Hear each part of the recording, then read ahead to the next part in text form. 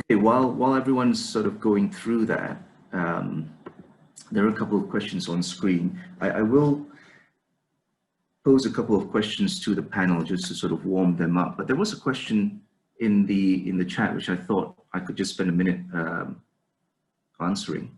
There was a question from Grace Tan about what's an IPC and what's the GEC. So the GEC is the governance evaluation checklist, which is part of the Code of Governance for IPCs and charities, something that the Commission of Charities and the Charity Council launched in order to set standards of governance for the charity sector, and through the GEC, collect information on the level of compliance with those governance standards. So the GEC is a checklist that charities can submit. In fact, for charities that are above the smallest tier, they are required to submit it every year at the same time that they submit their annual reports and financial statements. So that's a quick answer to that question. Now, I am just going to now move on. Sorry, just let me finish the poll on my side. Okay, fantastic. I see all the panelists ready. Dr. Gerard E., are you there? Great. Yeah. Okay, thank you again, Mark, for introducing the panel members, and welcome to all the panel members as well. So I hope everyone's had a chance to stretch a little and participated in the Zoom poll. So we've got an excellent panel convened for this session. And for the audience, I think you know what to do with a Q&A Zoom function, so you can post your questions there, upvote the questions that you like, and hopefully I will get to that in due course. But in the meantime, so some warm-up questions for the panel. Let's start with Dr. Gerard E. I'd like to ask you, in your interactions with charities, how do you think mindsets have changed towards transparency over time, right? And what do you think are the main impediments to improving transparency? Well, I'm very encouraged, as the statistics showed, which you shared earlier on, that more people are participating and complying with the disclosure requirements. I think people are beginning to understand that stakeholders are interested to know, especially today there are so many charities, and they really want to know which charities are deserving of their attention and of their support. And the only way to get support from various stakeholders is to win their trust. And how do you win your trust when they don't know enough about you? And this is a very basic rule of any relationship that once established. And I think charities are beginning to realize that they have to win the trust of supporters. And the way to do about it is to be as transparent as is possible. In fact, I wouldn't even use that word. I say they should be totally transparent and let people know what they are all about. So I'm very encouraged, and I expect to see the statistics continue to improve, and every charity will be trying to make a greater effort, especially the non-IPC. Thank you, Gerard. May, over to you now, and the question I have for you is, what is your view on the right approach to transparency? So there are legally mandated disclosures under statutes. There are also recommended disclosures under the Code of Governance for IPCs and charities, and there are now disclosure standards under the Charity Transparency Framework. So what advice can you give to charities in terms of reconciling these differences? How should charities think about, what's mandated, what's recommended, what's suggested, and perhaps is there a broader philosophy or concept to transparency that should guide charities? Yes, that's quite a mouthful, right? So many frameworks and standards apart from what is mandated in the law. But I think one thing on the ground is do the needful. And I always can see in the response from the staff at the charity where I help out, when I say, when they ask, okay, do we go for this award? Do we go for this? It's do the needful, right? Right now, for example, in dealing with COVID and dealing with all the measures necessary, what will help us get to be a very tightly run, lean organization, but also sharing? Because we have a network of halfway houses, for example, and how do we build each other up in that sense. So the transparency also helps us build relationships across a network of other charities, right? It helps us to be better, helps us internally review how we can support each other, but also in this larger network. And if I can share from our subcommittee's work, it's been very encouraging for me because I see that we spend a lot of time asking whether this is useful, right? So we're creating a tool for charities, and the primary question in our discussions is always, okay, Sean, from your experience, is this useful? Su Yin, how is this going to help? How is this going to help cut down time? And we're always very careful about how resource intensive it is, especially after we had a lot of the focus group discussions, if you remember, Suhaimi. So I think that is the challenge. And we are on board with other charities in knowing that we have to do the needful. It is meant as an enabling tool and something that will make you feel lighter as you operate the charity, as you serve the society with these better tools. Absolutely. Thank you, May. Su Yin, can I ask a question as well? I spoke a little bit about why transparency is important for charities individually as well as on a sector basis. Can you tell us, as a grant maker, or can you tell us what grant makers and foundations, to your knowledge, maybe what donors in general look for first and foremost in terms of information on the charity? Are there particular pieces of information that can sway grant or donor decisions?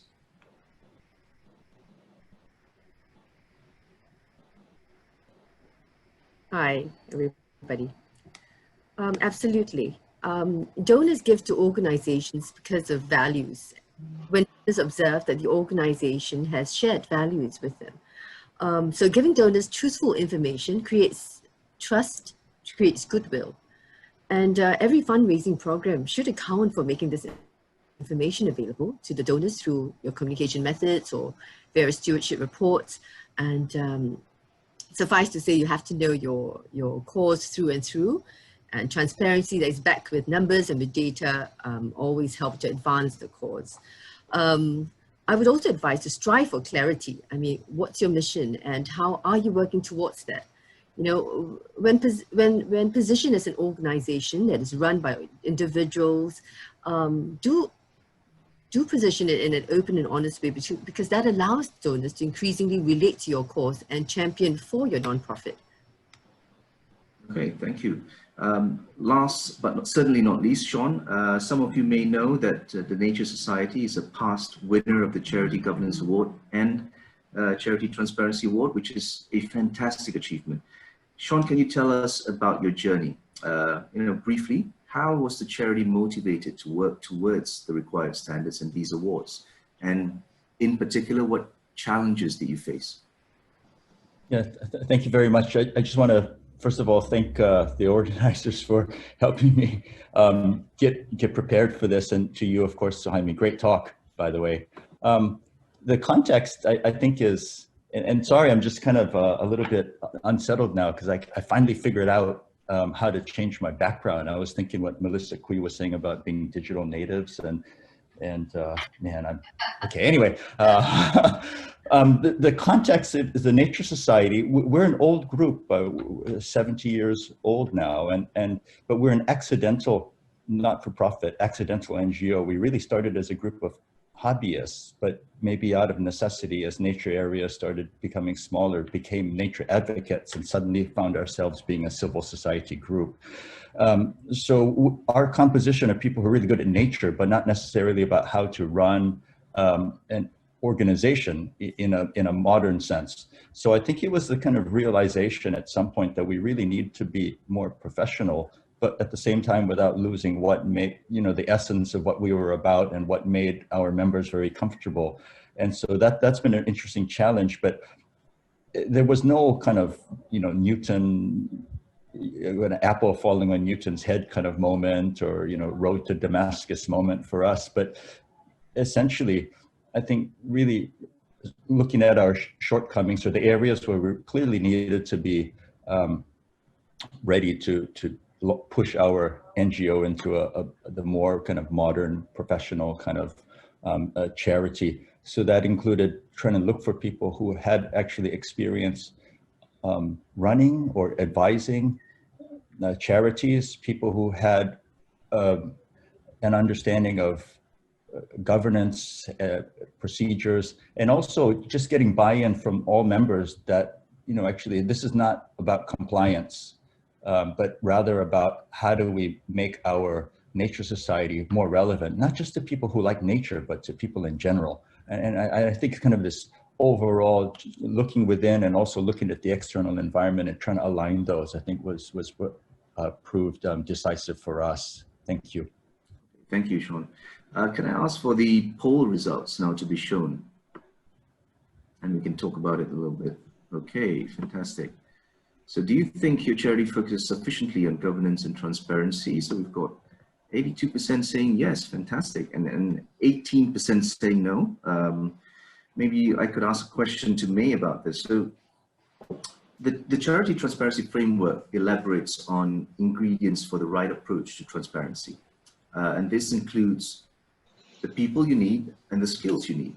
Can you share a little bit about what you think is needed at the board and executive level in order to get transparency and disclosure right?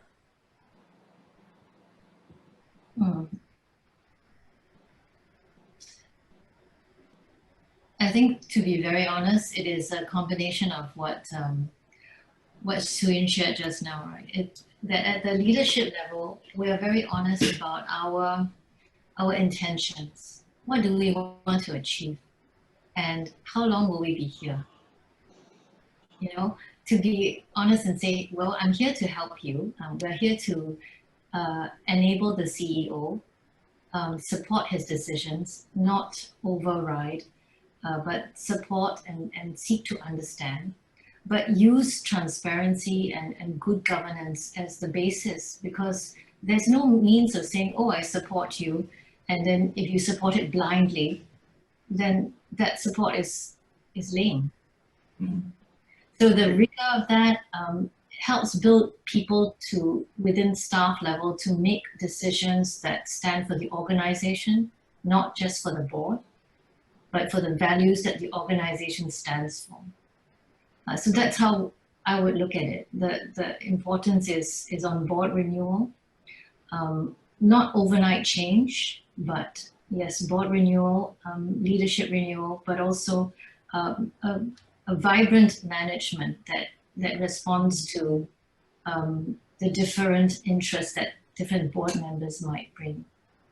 And through it all, I find that transparency has been a key tool, because it helps us have conversations that are honest. You talk about the things that matter, what matters to people in doing their work. Thank you, May.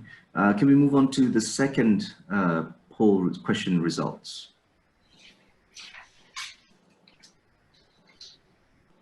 Okay, would the possibility of winning the Charity Code of Governance Award or CTA motivate your charity? So quite split here, 57% says yes, 43% no. I've got a question for Sean.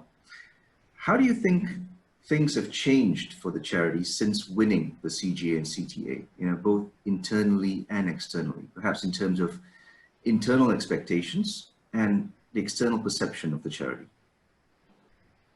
Thank you. I thought I'd be the last one for this round of questions. Sorry. Yeah, actually, the award was fantastic. I mean, it was great to be recognized, but I think it's really done. The thing that was the real bonus for us was actually going through the procedures, the answering the questions, going through the interview. Sorry, I've got fighting cats in the background. Going through the questions. It really forced us to reflect on our processes and what we're about and how are we going to better achieve our objectives. So that to me really was the bonus, just being encouraged to reflect, and also through this process we've gotten more interconnected with the charities community, not just with the charities unit, but with other NGOs. Remember, we're a nature group, so we have more experience. We're more comfortable working with animals and plants, not necessarily with people. And this has been invaluable for us. So I think that actually the process was the real award for us.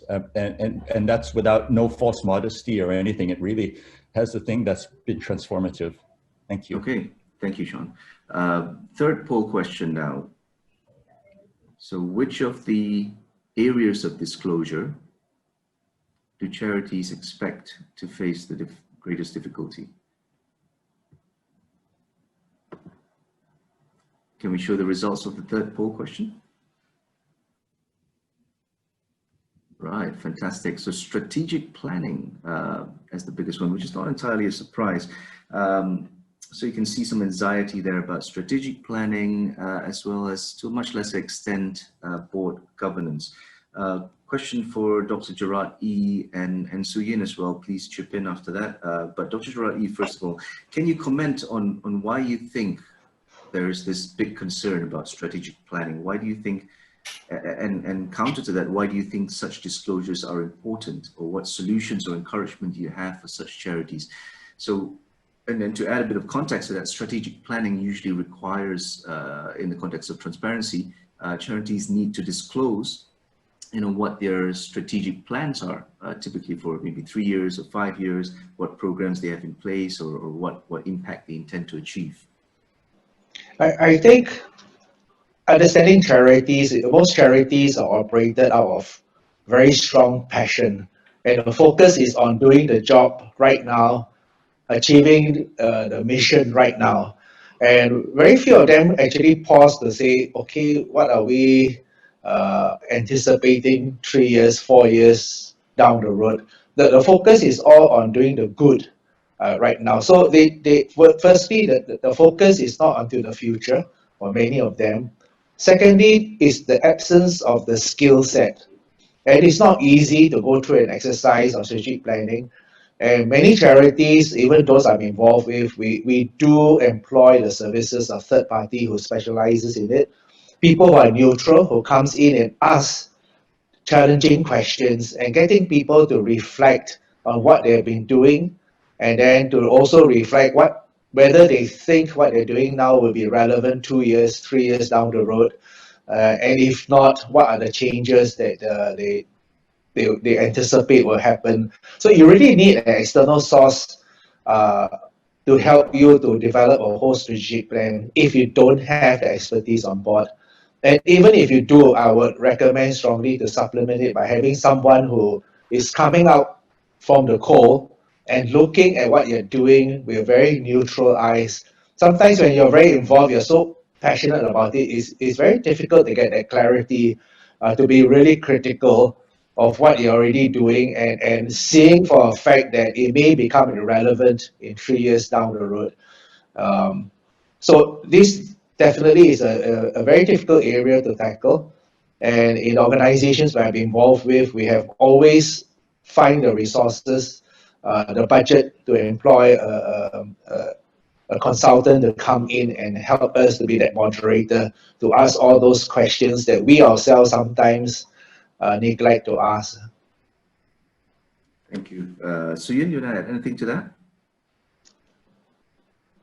I'd like to add that, so your question was to comment on why you think such concerns may exist, why you think these disclosures are important, and what solutions or encouragement we have for the charities. So I'll sort of address all of them in one way or another. I think, to add to what Gerard has said, is that, we don't know what we don't know, and it seems a leap into dark. But that's why these tools are made available, and the framework is continually being refined to help the sector step up and to help the charities become stronger. The thing about transparency, I guess, I understand it from the charities' point of view. Sometimes this includes telling people things they don't want to hear. It means part of achieving your mission, maybe to kind of pay your employees, take some of that funding to coordinate events, to spend money on a consultant or marketing materials, and you feel that may not go so well with the donors that you're intending to share with. And some organizations may also feel that they have to compromise on some of their values in order to get a certain funding. right? They're entirely transparent about everything. So there's this whole dance of deception going around sometimes, right? I think those are things that can be overcome with open communication. Embrace it so that you can, I mean, don't feel that it makes you just vulnerable. It's that vulnerability that donors can connect with. Own your mistakes, or own your flaws. It's not always perfect in the disclosure, but you can always take responsibility, and from there grow and learn from those feedback. We have to think about, that's what the modern donor is, someone who desires this sort of qualities, in giving. I mean, to have an organization that's not only aligned with your values, that are confident and courageous to talk about their mistakes, so that other groups can also improve, not only themselves. And that open communication is also helpful, not only for external communication, but also internally, so that the people who make up your organization can also relate to your cause. And I think all that will be very critical for strategic planning through and through. Very true. Thank you, Suyun. Okay, I'm going to now jump into some of the questions that have been posed in the Q&A function. Some of it's pretty sort of administrative, I guess. So the first question was, when will the framework be effective? So the framework and the transparency charity framework, I'll answer this a little bit, but the charity transparency framework is sort of unlike the code of governance and the governance evaluation checklist, which has to be submitted every year within a certain number of months after the end of the financial year. So when you talk about transparency, of course, it's ongoing. There is a scorecard which charities can use to score yourself. So it's self-evaluation. But in addition to that, there are sort of timelines for submission if you're intending to take part in the Charity Transparency Awards or the Code of Governance, the Charity Governance Awards. So that's a separate thing, but essentially once the transparency framework is launched, it will be effective immediately. So charities can look to the new framework and the new scorecard to live up to those transparency standards. A question here from Alexandra de Mello about who is required to sign off on the transparency, so the scorecard or declarations. Dr. Gerard E, maybe you can add to this. I think we talked a little bit about whose responsibility transparency is, but in terms of just looking at the framework and the scorecard, how would charities work on that? Well, I think firstly and foremost, it is a collective responsibility. It's not any one single board member that's responsible for it. So really, whether it's the chairman that's signing it off or another director that's signing it off, that's not the major issue. I think the major issue is it is not just a checklist whereby you go through it without the substance in it. You must use it in a wise way that is guiding the organization towards improving itself, and it is a collective responsibility. You cannot sit back, the board cannot sit back and just say, okay, this is nothing to do with me, we leave it to the chairman to handle everything. Then it is a total failure. Even if they tick off all the boxes, it doesn't mean a thing. And really the organization itself must put its whole weight behind it. And exactly whether it's going to be the chairman, and usually it is the chairman that's signing it off, but that's not the important part of it. Important part of it, it is a collective effort. Okay, thank you. And I have a question from Hong Chun Kwek about whether we see an increase in public awareness and interest, from individual donors.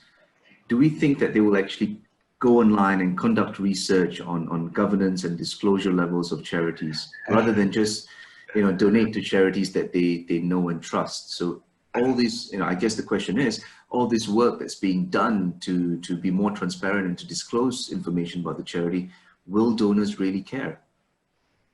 Well, I think there's a greater interest in how charities are performing, especially when there are so many charities in existence. If you look at what has happened in a more matured economy, where the charity sector is actually called the third sector, you have very independent group, like in America, you have the Navigator and so forth, that actually independently ranks all the charities. It's a matter of time before in Singapore someone is going to come up with a matrix that is going to suggest which charity is outperforming others. more to guide donors and stakeholders into making the right decision as to where the support should go to. Interesting. Anyone else want to add to that as well? I wonder if anyone saw in the papers this morning about teenager pleads guilty to being part of a scam. I'm sharing of selling postcards for charity with fake license. Wow. Okay. Right, and I thought, to me, that brought to mind a lot of things. We are going online with COVID. There's the digital innovation and fundraising, and then there are also these the digital natives, right? Transforming us, I suppose. And the good thing is that that's where transparency comes out. If you have on your website how you are raising funds, then it really helps you to be clear, and then you won't get into trouble with people who've been blindsided by such scams, and that might be negative feelings if your charity's name is dragged in because they've been taken advantage of by some scam. Yeah, so I thought it reminded me, because I know of people who have been scammed by these postcard, they're approached in hawker centers and saying, oh, you help us, please donate this $10, you get this postcard. But being able to right away go and see how that charity does fundraising has made a difference. Very true.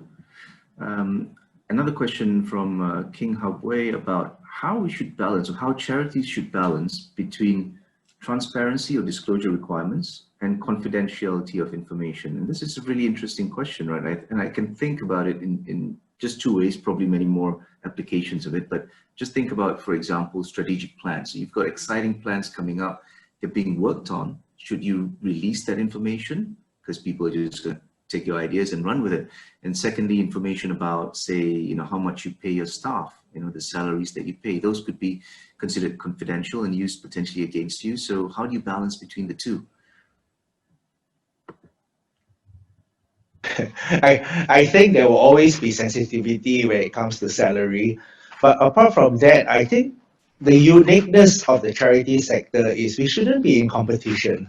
We're all here to serve the same community.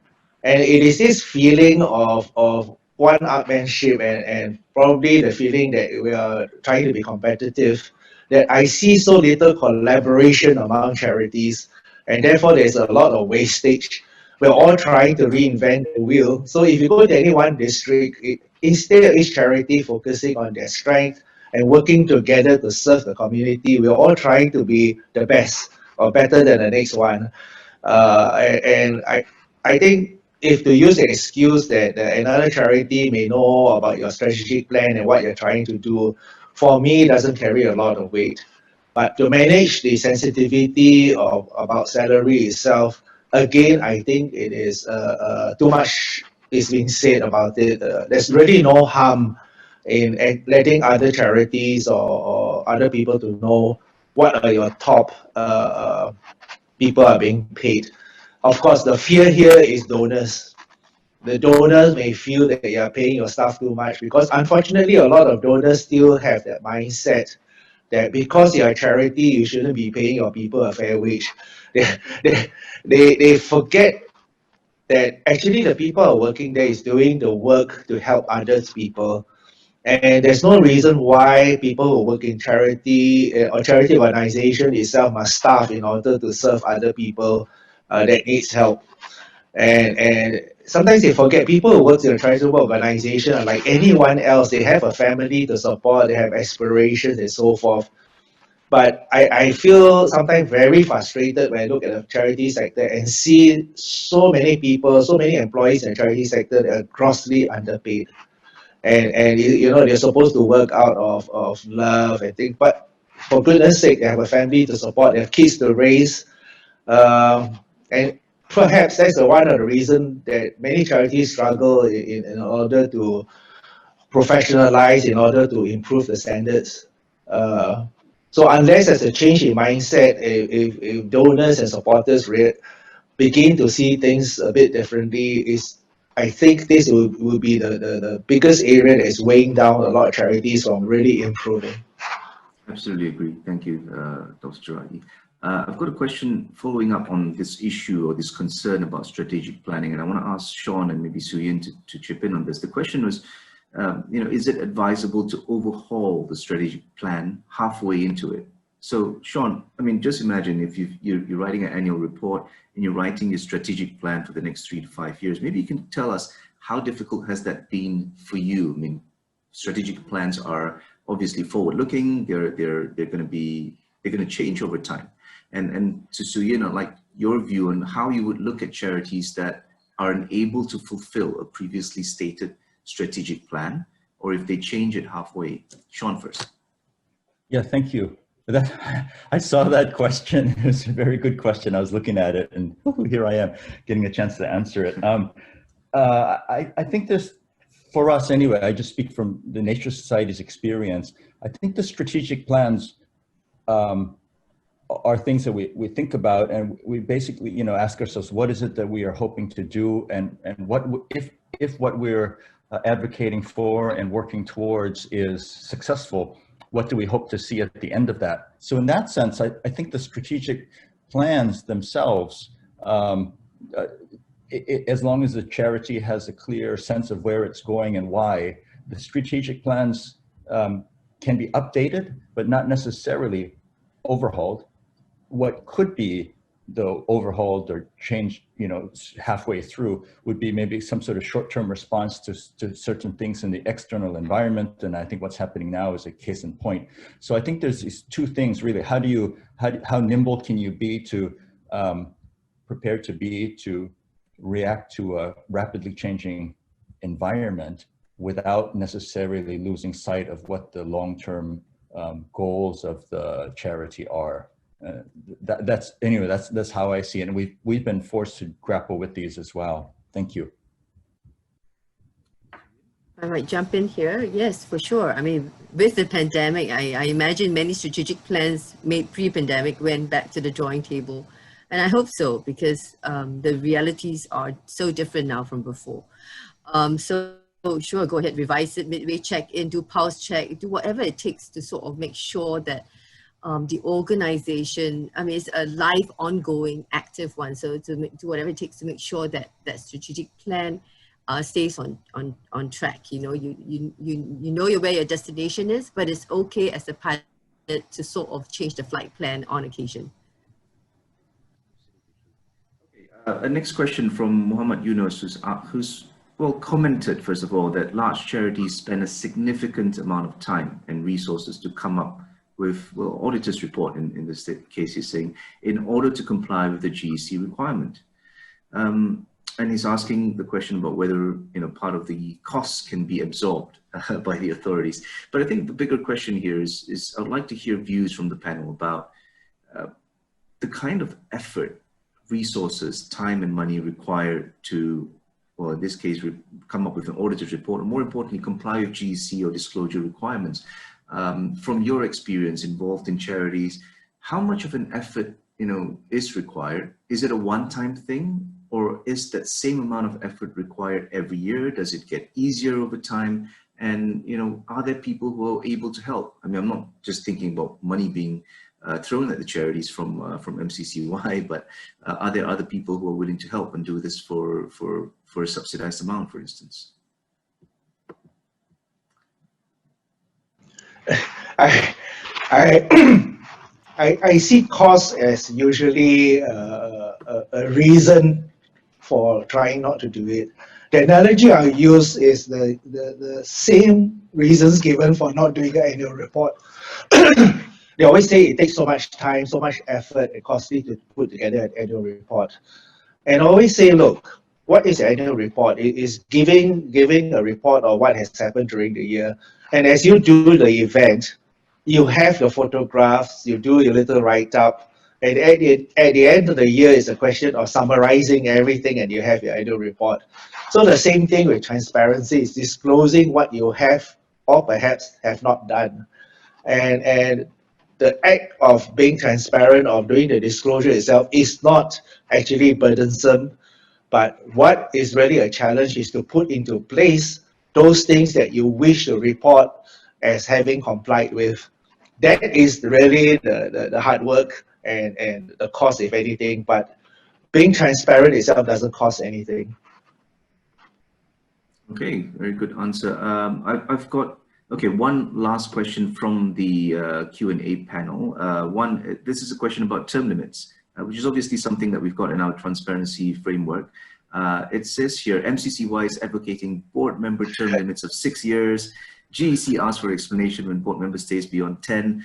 Do you think that these requirements will converge? And we've discussed this. I think all of us have been involved in discussions about what the appropriate standard should be. But, you know, what are your thoughts? 10 years, 6 years? Where is this heading for the charity sector?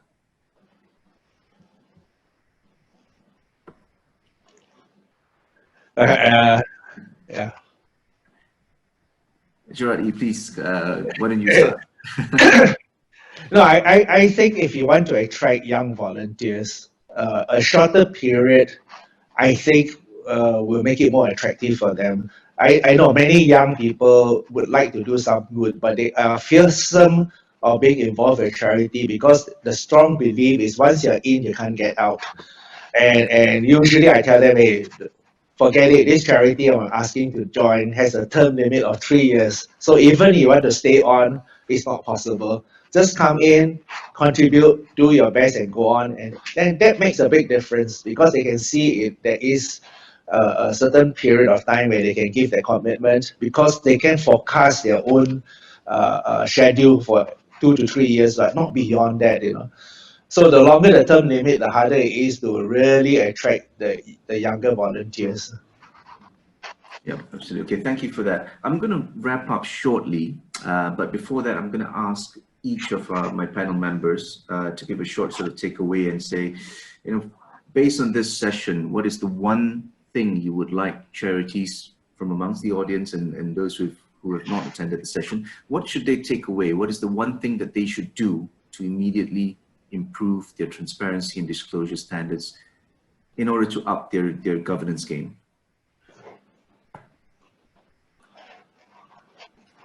Well, oh, sorry, Dr. No, go ahead, Sean.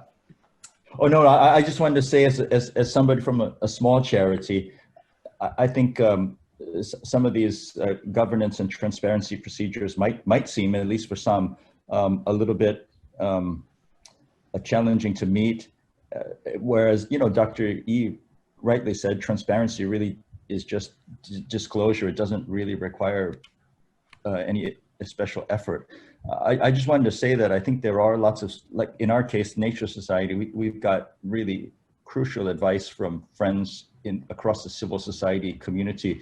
So there are organizations and people who are more than happy to advise and to help and show the way. And in our case, once we found what it involved, some of these procedures, it actually turned out to be a lot less onerous than we initially feared. And it gave us the confidence really to examine ourselves very carefully. So there are avenues for advice and help. And certainly I would advise anyone to maybe avail themselves of these wherever possible. Thank you. Thank you, Sean. Sorry, Dr. I cut you off. Yeah. I'd say don't compromise on it. Embrace it, and then when it's imbibed truly by everyone in your organization, it builds trust, and trust is the bedrock of any solid relationship.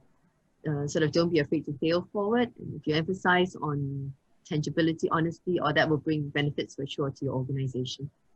Thank you. So actually, I like that a lot. I think many charities that probably don't submit their GECs or don't sort of attempt to meet the transparency standards is probably because they're sort of afraid to fail and think, I'm going to spend a lot of time and I won't meet all the standards. But I think that's probably the wrong approach, right? It's bit by bit, step by step, and you'll improve and get there someday, but you got to start somewhere. May, what about you? Yeah, it's a good time for me to join in because it's about, my thoughts exactly. Get on the curve, right? Join in, get on the curve. There's a trajectory to how we can get better. Even if you find out that at the bottom, it's a start. And that helps you to do the needful, to identify where you need to take next steps. And if we all make transparency a common language for the charity sector, we are growing the pie for the charity sector. We're improving the entire charity sector. And that will enable us to hire with better competitive salaries and to operate on competitive levels. So I think every step we make has a really long-term impact. We need to see it that way. Thank you, May. And finally, Dr. Gerard, do you have a closing sort of remark and advice? Well, I think the incentive to achieve greater transparency is that it will help you to attract more professionals to join your board. No professional is going to risk their reputation joining organization where they suspect may not be transparent about their activities. And today, I can assure you, professionals are very careful who they join, which organization they get involved with. So the more transparent you are, it will benefit you in getting really solid, good board members.